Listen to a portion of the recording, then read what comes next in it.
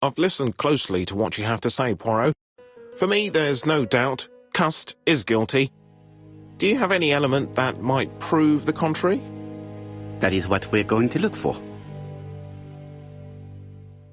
Let us now try and get our brain cells to work.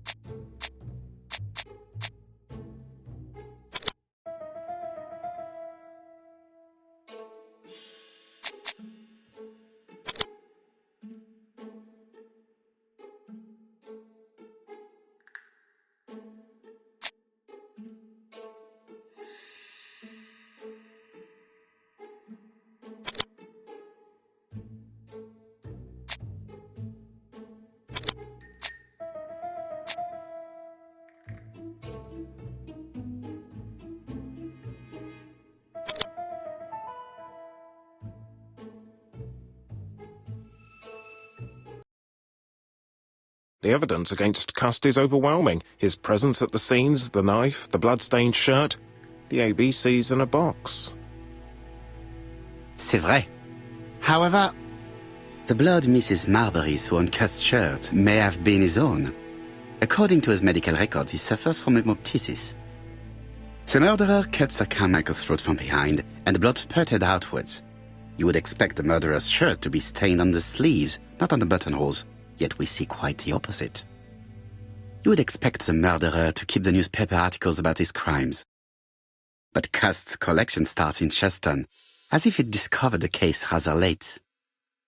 I agree it's troubling, but it doesn't change my mind. There's small details that we should be able to clear up by questioning Cust. When can we talk to him? Doncaster is sending him to us on the first train. Are they questioning him already? He says he can't remember a thing. It's plausible. Doctors say he suffers from absences and amnesia. Mrs. Marbury has confirmed this. He may have done the murders in an altered state. A familiar situation. It's not enough to clear his name. Dr. Thompson insisted that even if you don't know what you're doing, you never commit a murder without wanting to. Très intéressant. I shall remember that. Right. I'll go and examine the suspect's room. Chief Inspector, I took the liberty of removing a few clues to examinatum. All right, we'll discuss them tomorrow. In the meantime, I'm going to see if you've missed something.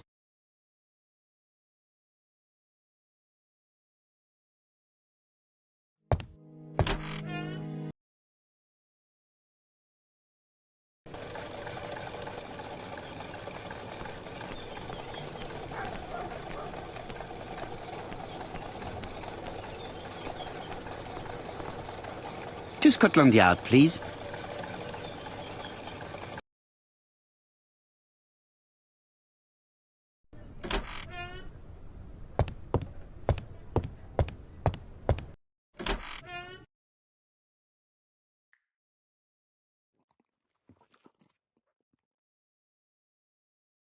This man is not in good shape.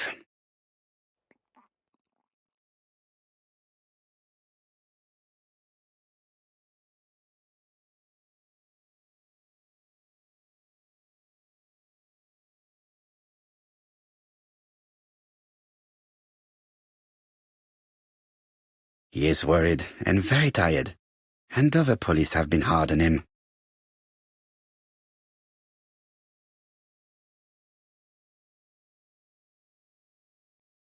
What do you want from me?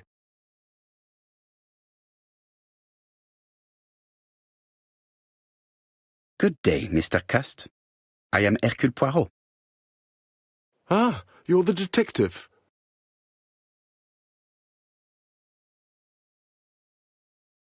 Yes, I am the person you have been sending the letters to. I didn't write these letters. I've already said so.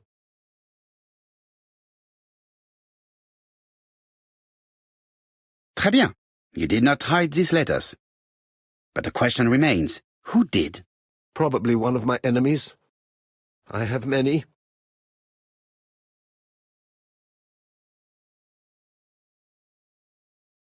I do not believe that you are capable of murder, Mr. Cust. I hope not.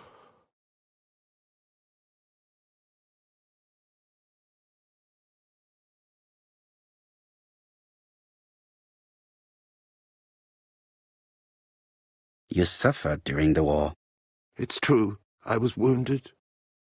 I suffered. But the army was the only place I didn't feel inferior. No questions. Just orders to follow. But ever since you were wounded, you have absences, bouts of amnesia. And headaches. Professor Clark treated you. Yes, a few years ago he really helped me with my burned throat.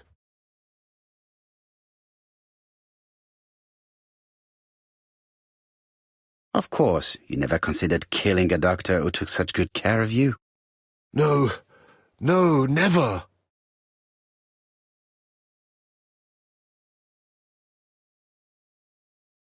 You were seen at all the crime scenes. Yes, I was. I travel a lot, but not for pleasure. I am terribly unwell in trains. But I had to respect my engagements. My employer gave me very precise written instructions about the towns I had to visit. Let's see.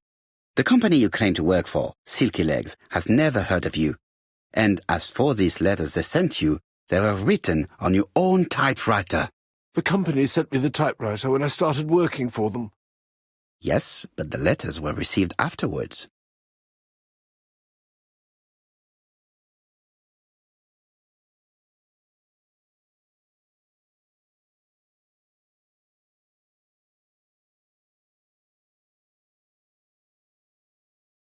So it would appear that you typed them before sending them to yourself. I don't remember. Good God! I don't know what's happening to me. My head hurts terribly.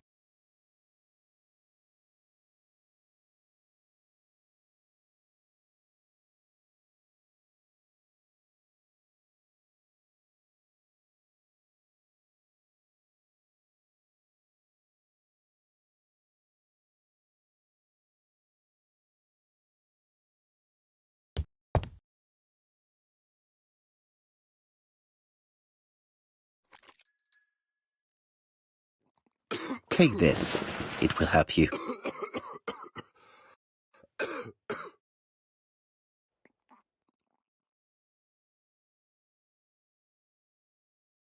Oh, I think I'll be fine. Let us see, Cust. Look at me. You know very well that you committed these murders? Yes, I know. But I'm not wrong in saying that you do not know why you committed them. No, I don't.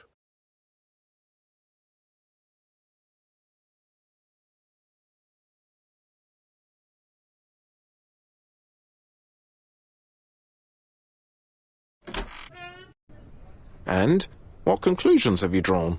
Plenty. It might help us to understand him a little better. Let us now try and get our brain cells to work.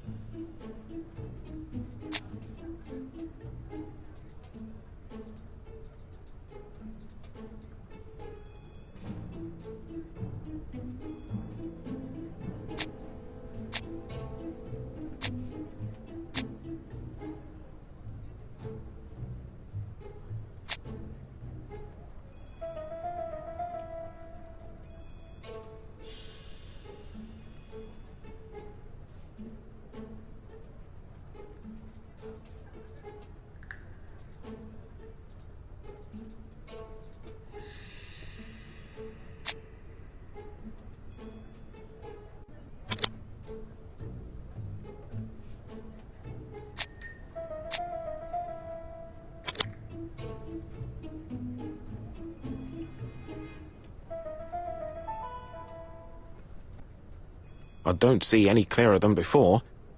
This is worse. There is one point to highlight. C'est curieux. Cust admits that he killed, but he does not know why. What did Dr. Thompson say? Even if Cust killed while in an altered state, it still must have been his deepest desire. He must have had a motive.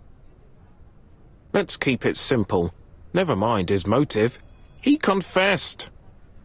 But you see, he can confess to anything and everything. He denied the murders and then confessed to them. He confirmed that he never typed the letters. Then, with great ease, I managed to get him say quite the opposite. Come on, he behaved like a guilty man. He lied to his landlady. Because deep down he believes himself guilty. From the papers, he noticed that he had always been at the scene of the crimes.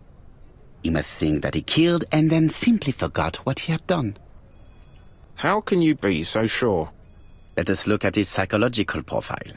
You will understand my point of view. Let us now try and get our brain cells to work.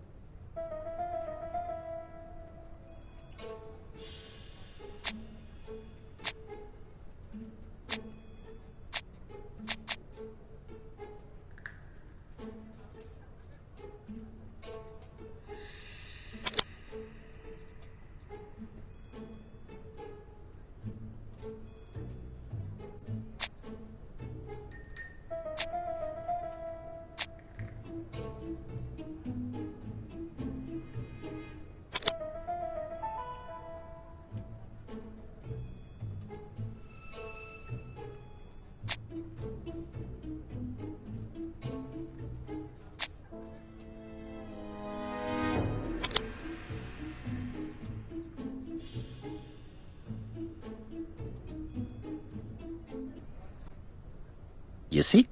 Cust's character is quite the opposite of the murderer's. But if he's a madman, can we really talk about his character? You know very well that our murderer does not behave like a psychopath. Apart from the signature, there is no ritual or repetition in the choice of victims. Very well, you're right as always. So we have no confession, no culprit, no suspects, nothing. And all that after 2 months of inquiry? What should I do? Have faith. Just give me 24 hours.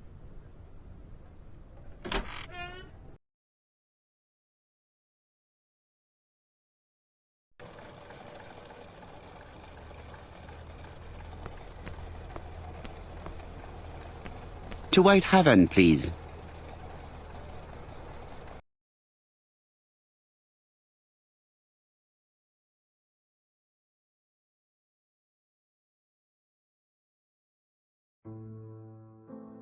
Cust's arrest is a great success for you, Poirot. It's all clear now, except maybe 1 or 2 details. Details. Ah, mon ami. The devil is in the detail, as we say. Excuse me? Patience, Hastings. Everything will be clear once our guests arrive. Best be prepared. Slip a revolver into your pocket before they do. A revolver? But Poirot, what are you afraid of? Trust me. It is important you carry a weapon for this meeting. I will lend you mine. What about telling me what you have in mind? Surtout pas. You wouldn't be able to play your role. Wait 1 moment, I will bring you my weapon.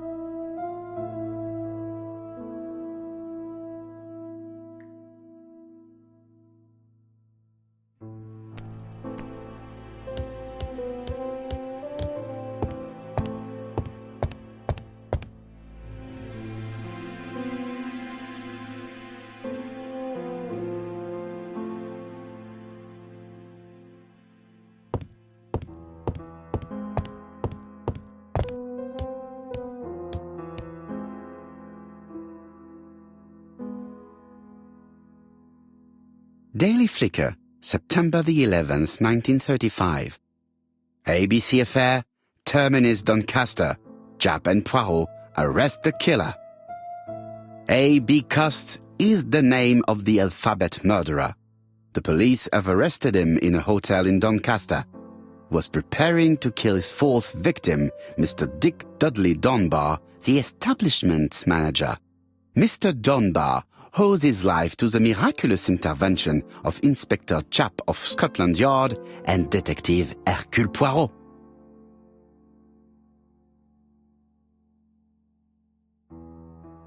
The Lancet, September 11th, 1935. General Medical Journal. The alphabet murderer is not psychotic, according to Professor Thompson. In an early issue, we claimed that the alphabet murderer was not psychotic. Our assertion has just been confirmed by Professor Thompson, a Scotland Yard expert, who has spoken to the prisoner at great length. Not all obsessional killers are psychotic, he explained. It is true that Cost has a disturbed personality and memory disorders. But his amnesia, whether real or pretended, does not alter the fact that he was perfectly lucid at the time of his acts. Therefore, he will not escape punishment.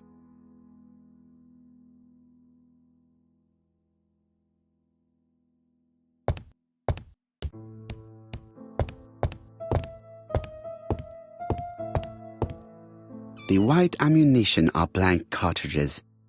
The others are real bullets.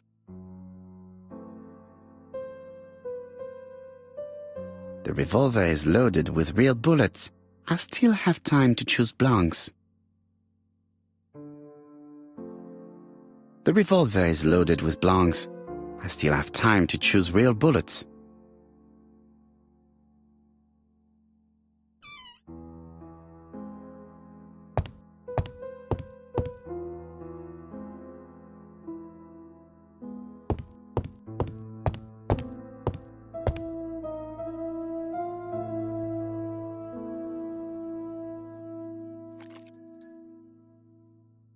Voila, I entrust you with my weapon. It has hardly been used, it is almost new.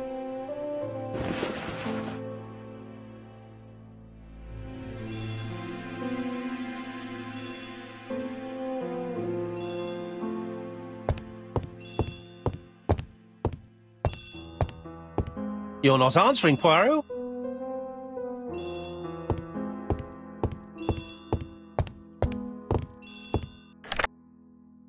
Chief Inspector, is that you?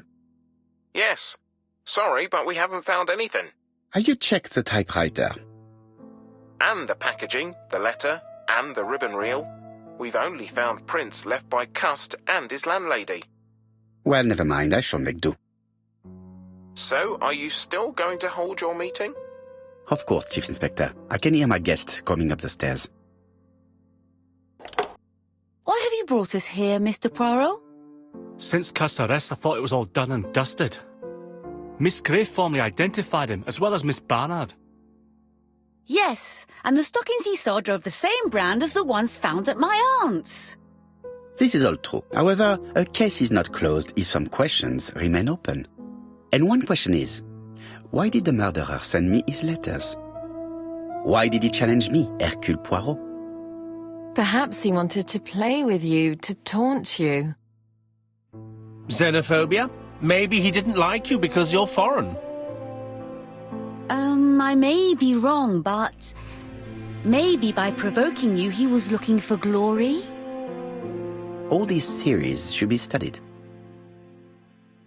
Let us now try and get our brain cells to work.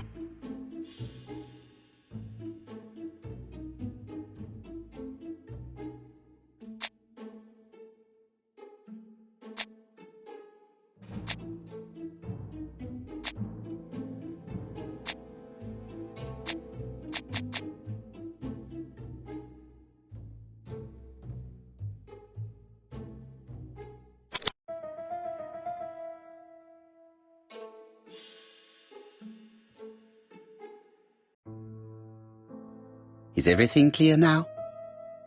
You might like to explain your reasoning again. Of course.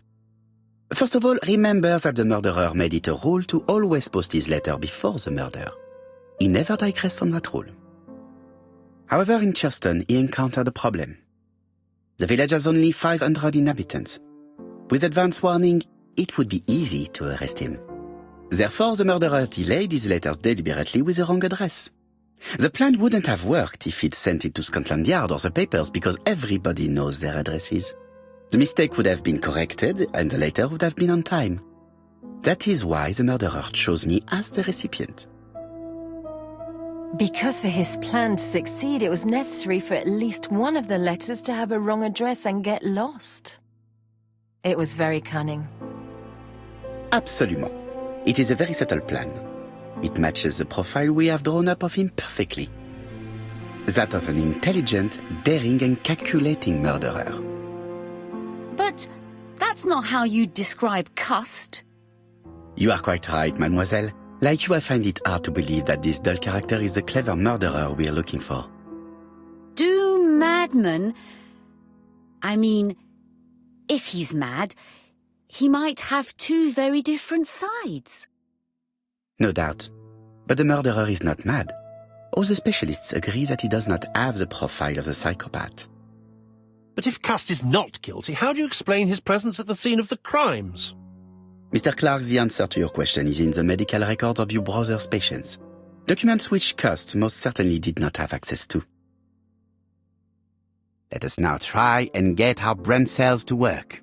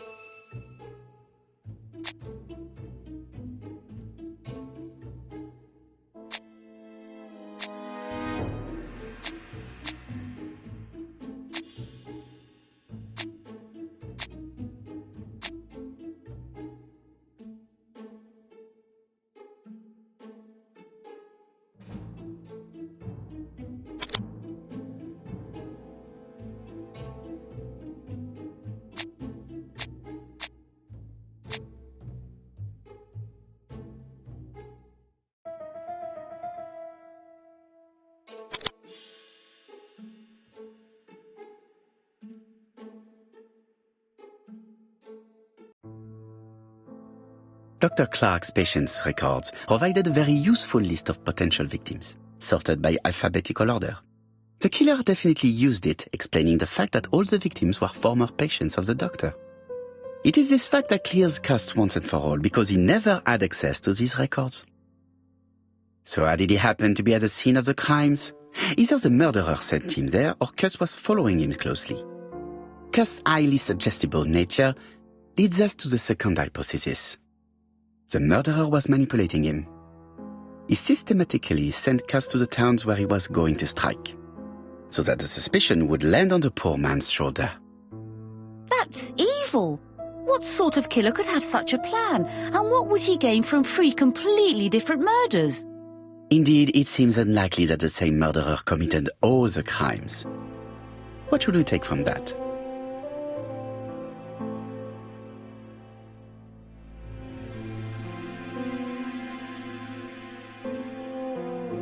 Just one murder was of benefit to the murderer, the others were just diversions.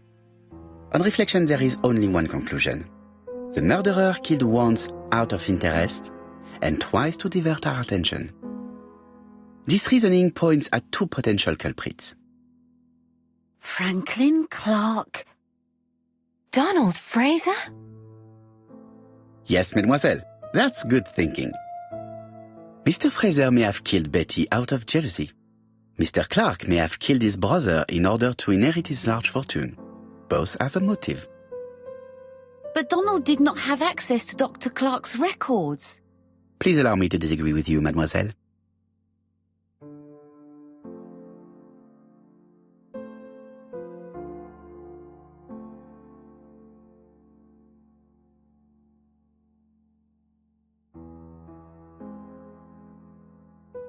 He works for Court and Brunskill, one of whose clients was Sir Carmichael. It doesn't prove that I went to Comeside.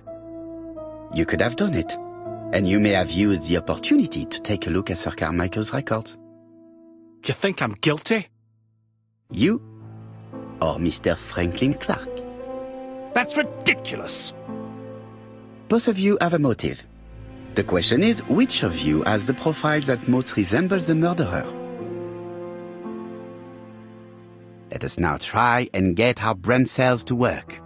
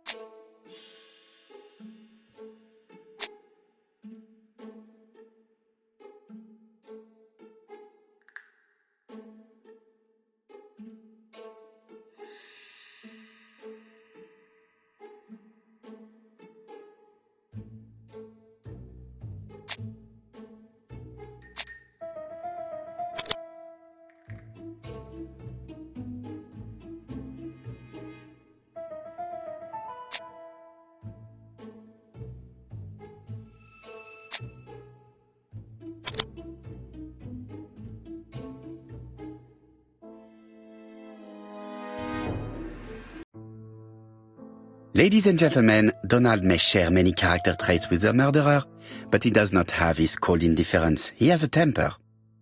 It is hard to imagine him planning anything. Also, jealousy is his motive, and crimes of passion are rarely planned. Right, I suppose it's my turn to be subjected to the same scrutiny. Absolument, Mr. Clark. Let us now try and get our brain cells to work.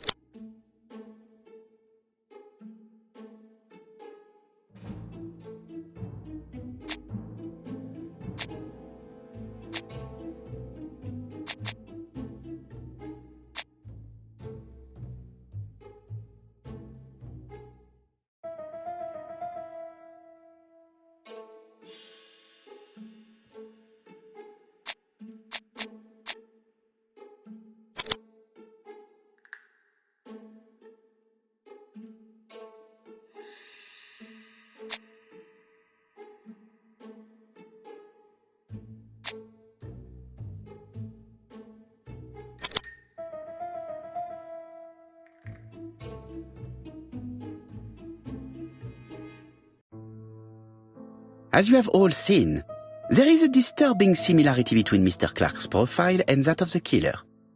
In actual fact, it is exactly the same. Mr. Poirot, your psychological studies are interesting, but your conclusions do not add up. Why would I have wished my brother's death? The inheritance is lawfully mine. I just have to wait. No, you had to act quickly.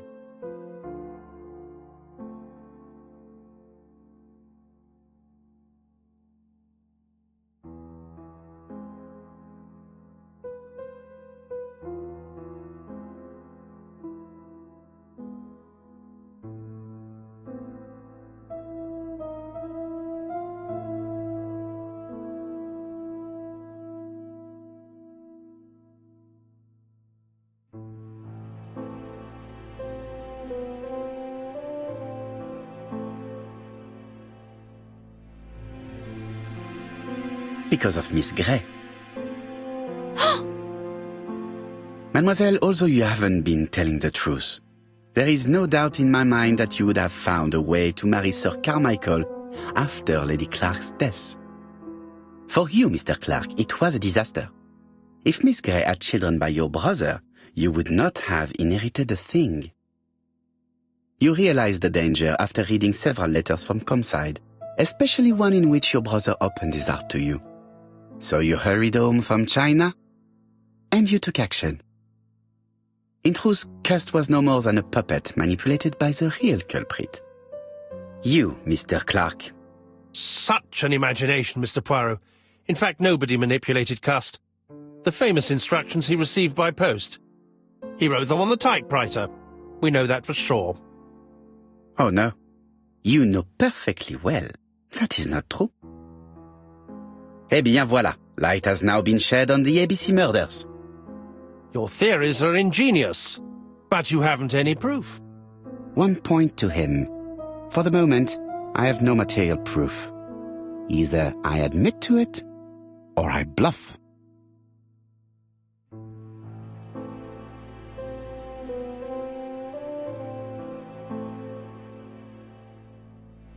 One thing proves it.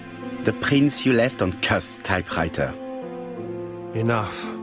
Oh, of course you wiped the typewriter before sending it. But not carefully enough. Scotland Yard has found your print along with those of Cust. I understand why you never wanted to lend me your new typewriter, and why you were searching through your brother's things. And the hole you dug on the moors. What did you hide there? The knife you used to kill your brother? Game, set, match. You win, Mr. Poirot. But it was worth trying.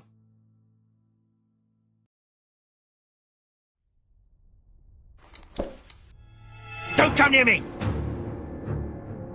I'll never let you take me, Mr. Poirot!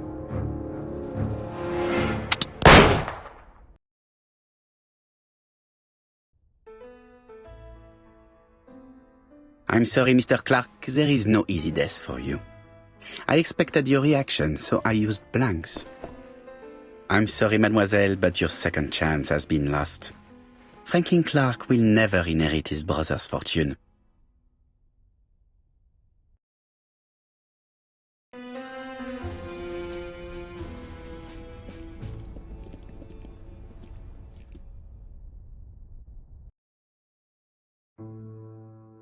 Disappointed at having missed the chance to become Lady Clark, Thora Grey left England. Donald Fraser and Megan Barnard married.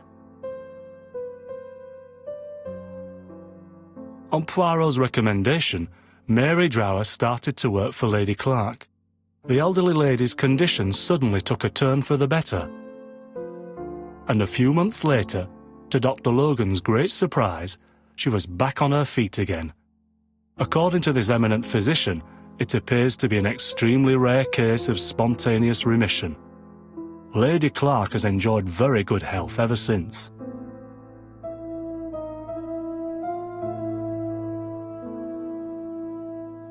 Journal of an Innocent, the incredible story of ABC. As for A.B. Cust, after being advised by Poirot, he made a great deal of money by selling his story to the press.